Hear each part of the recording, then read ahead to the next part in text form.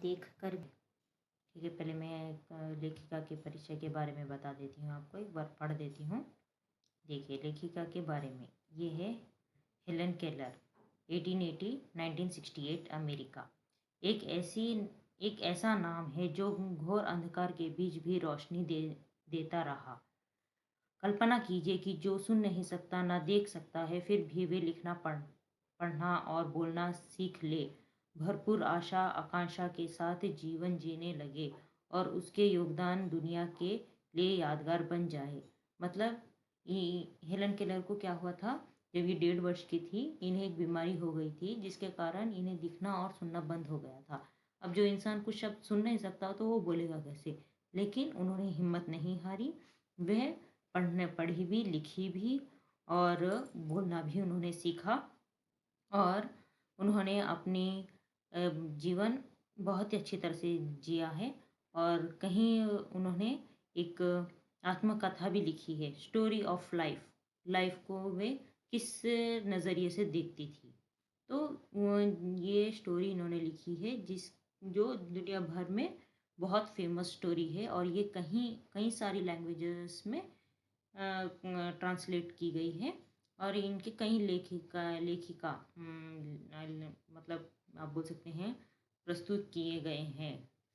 जैसे मुझे ये तो याद नहीं कि ऐसे कैसे हुआ, लेकिन ऐसा लगता है कि रात कभी खत्म क्यों नहीं होती और सुबह क्यों नहीं आती।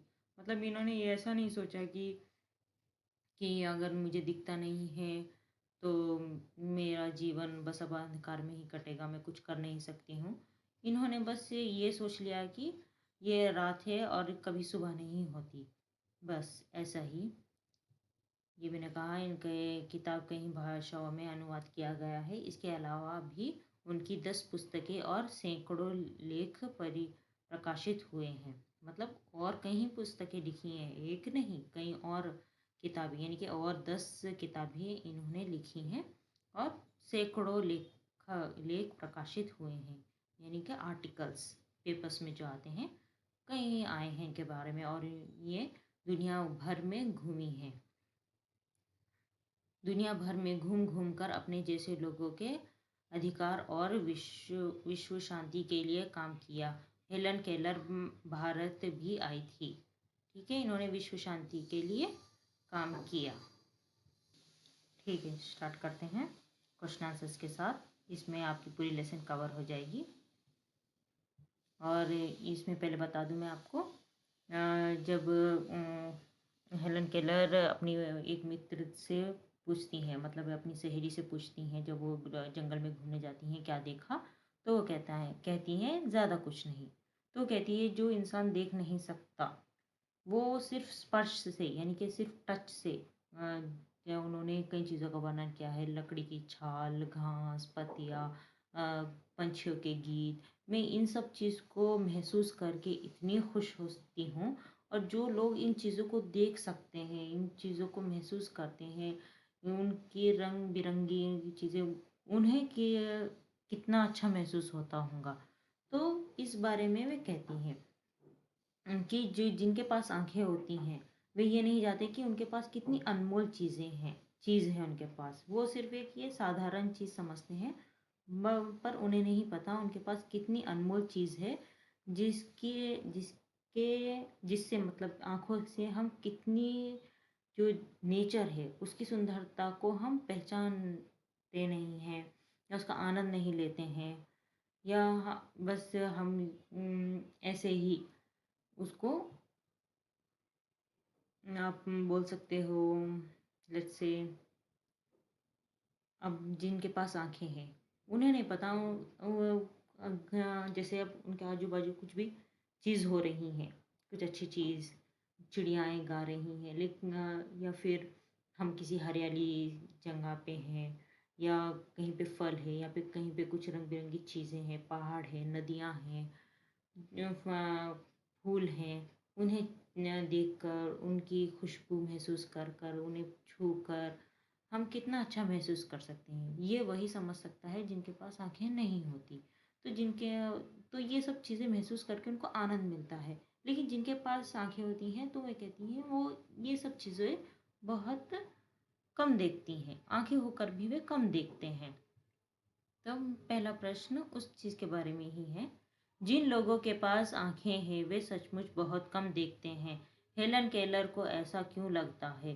हेलन केलर को ऐसा इसलिए लगता था क्योंकि आँखों वाले लोग प्रकृति की सुंदरता को नज़रअंदाज कर देते हैं। वे आँखें होते हुए भी कम देखते हैं। इस दुनिया के अलग-अलग सुंदर रंग उनकी संवेदना को नहीं छूते। मनुष्य अपनी क्षमताओं की कभी कदर नहीं करता।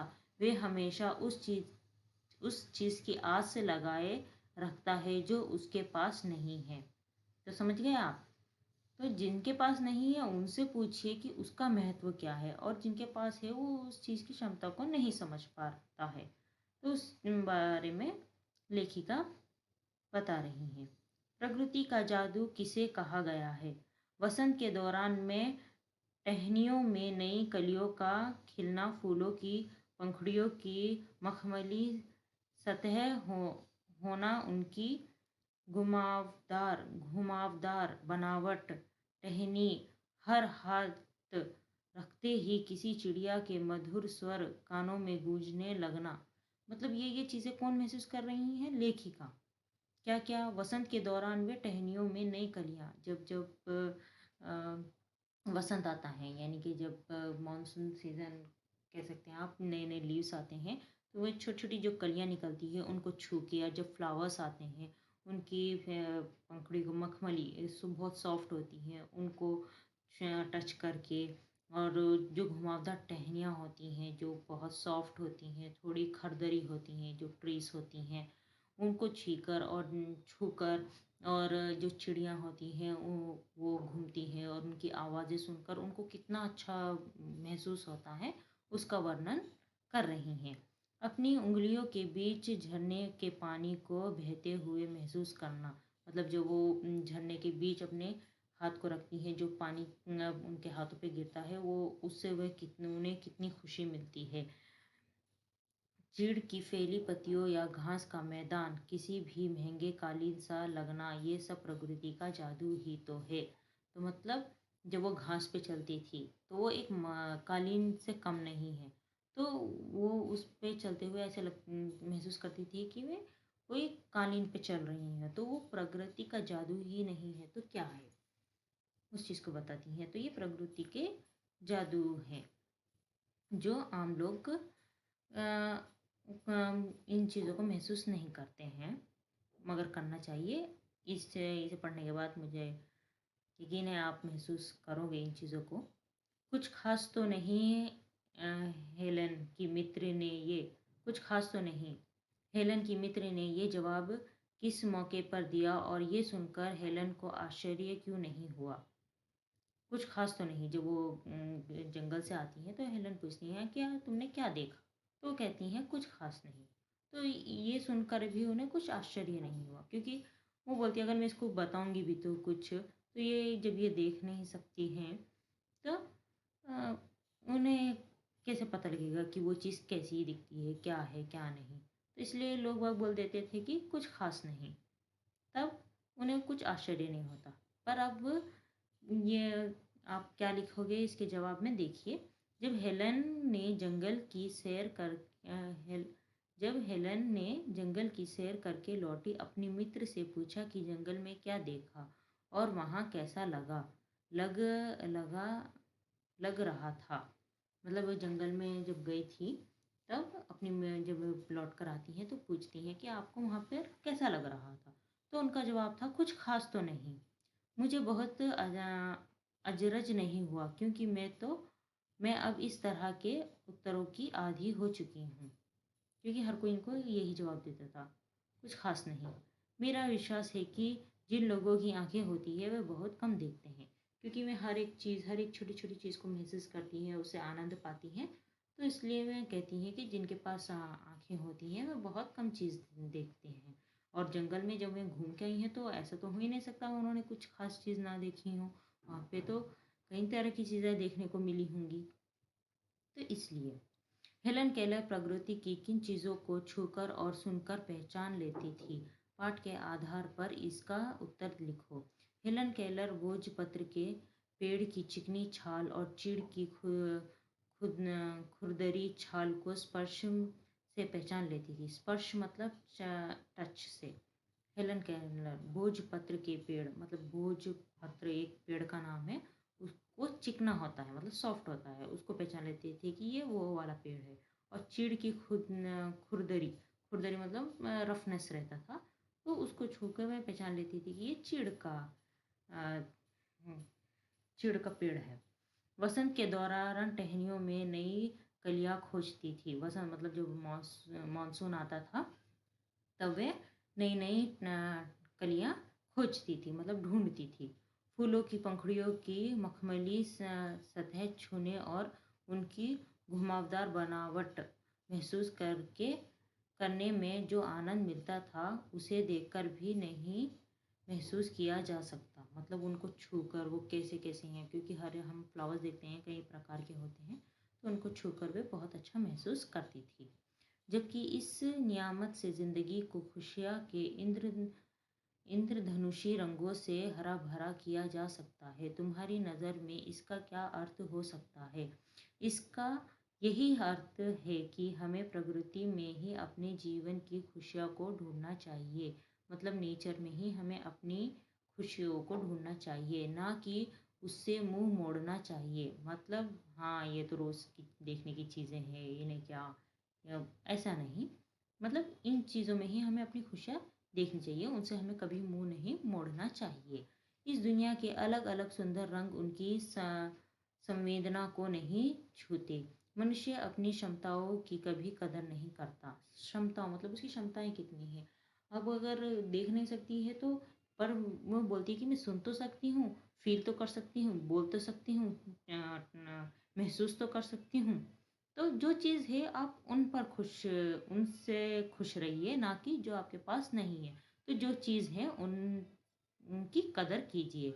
वे हमेशा उस चीज़ की आस लगाए रहता है जो उसके पास नहीं है। तो जो चीज़ पास नहीं है वो चाहिए चाहिए ऐसा नहीं होना चाहिए, जो है उसमें खुश रहना चाहिए।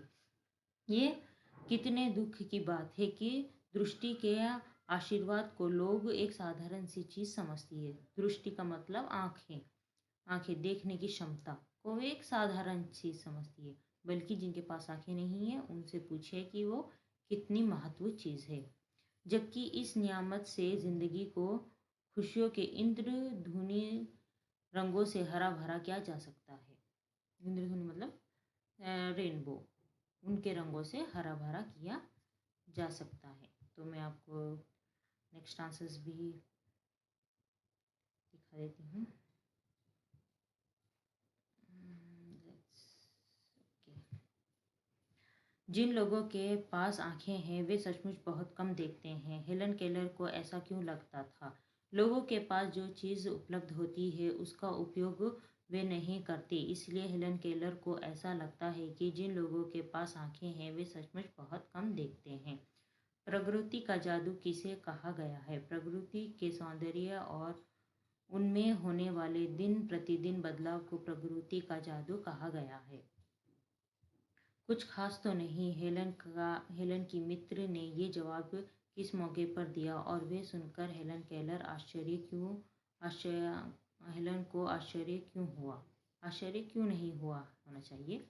एक बार हेलन केलर की प्रिय मित्र जंगल में घूमने गई थी। जब वे वापस लौटी तो हेलन केलर ने उससे जंगल के बारे में जानना चाहा। तब उनकी मित्र ने जवाब दिया, कुछ खास तो नहीं। ये सुनकर हेलन को आश्चर्य इसलिए हुआ क्योंकि लोग आंखें होने के बाद भी कुछ नहीं देख पाते थे, किंतु वे तो आंखें ना होने के बावजूद भी प्रकृति की बहुत सारी चीज़ों को केवल स्पर्श से ही महसूस कर लेती हैं। मतलब देख नहीं सकती मगर टच उन्हें सेंस करके उन्हें वे कितनी खूबसूरत चीज़ें हैं उन्हें महसूस कर लेती हैं, और वे जो देखते हैं तो उन्हें कितना अच्छा नहीं लगा होगा, इस बारे में वे बता रही हैं। हेलन केलर प्रकृति की किन चीज़ों को छूकर और सुनकर पहचान लेती थी?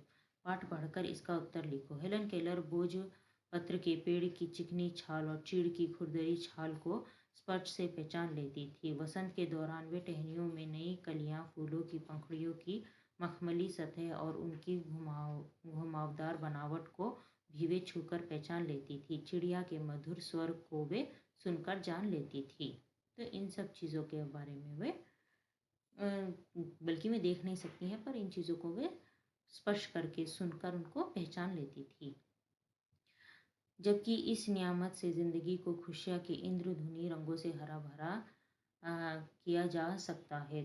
तुम्हारी नज़र में इसका क्या अर्थ हो सकता है? इन पंक्तियों में हेलन केलर ने ज़िंदगी में आँखों के महत्व को बताया है। वे कहती है कि आँखों के संयोग से हम अपनी ज़िंदगी को खुशियों के रंग बिरंगे रंगों से रंग सकते हैं। निबंध से आगे, कान से ना सुनने पर आसपास की दुनिया कैसी लगती होगी? इस पर टिप्पणी लिखो और साथियों के साथ विचार करो। कान अगर हम सुन नहीं सकते तो कैसा महसूस होता है, उसके बारे में। कान से ना सुनने पर आसपास की दुनिया एकदम शांत लगती होगी। हम दूसरों की बातें को सुन नहीं पाते, केवल चीज़ों को देखकर हम उन्हें समझने का प्रयास करते हैं। आप कान बंद करके दीजिए, अगर आपको कुछ सुनाई ना दिए तो आप क्या करोगे? तो उस तरह से सिर्फ हम उन चीज़ों को देखकर उन्हें समझने का प्रयास करेंगे। कई चीज़ों को छूकर ही पता चलता है, जैसे कपड़े की चिकनाहट या खुरदरापन, पंक्तियों की नसें का आभार आदि। ऐसी और चीज़ों की सूची तैयार करो जिनको छूने से उनकी खासियत का पता चलता हो। ऐसी और कौन कौन सी चीज़ें हैं? चाय की गर्माहट, बर्फ़ की ठंडक, घास की नरमी, कपड़ों का गीलापन। इनको हम छूकर महसूस कर सकते हैं। हम अपने इन पांचों इंद्रियों में से आँखों का इस्तेमाल सबसे ज़्यादा करते हैं। ऐसी चीज़ों के एहसासों की तालिका बनाओ जो तुम बाकी 4 इंद्रियों से महसूस करते हो। सुनना, चखना, सूंघना, छूना। मतलब देखना एक 5 सेंसेस। 5 सेंसेस में देखने के बारे में तो लेखिका ने सब कुछ बता ही दिया है। इन चारों के बारे में हमें लिखना है। सुनना, संगीत सुनना, पक्षियों की चहचहाट, पशुओं की आवाज़। चखना, तीखापन, मिठास, नमकीन। चखना, टेस्ट। सूंघना, स्मेल, फूल, इत्र की सुगंध, कीचड़ की दुर्गंध। छूना, टच, गर्म, नरम, ठंडा, मुलायम। भाषा की बात। इन चीज़ों के उत्तर। चिकना, क्या किस चीज़ को छूने से हम बता सकते हैं चिकना है या खरखरा है? कपड़ा। चिकना, चिपचिपा, गोंद। मुलायम, रुई। गुरदरा, घड़ा। लिच लिचा, शहद। उबड़ खबड़, सड़क। सख्त, पत्थर। भुरभुरा, गुड़। ये क्रियाएं हैं।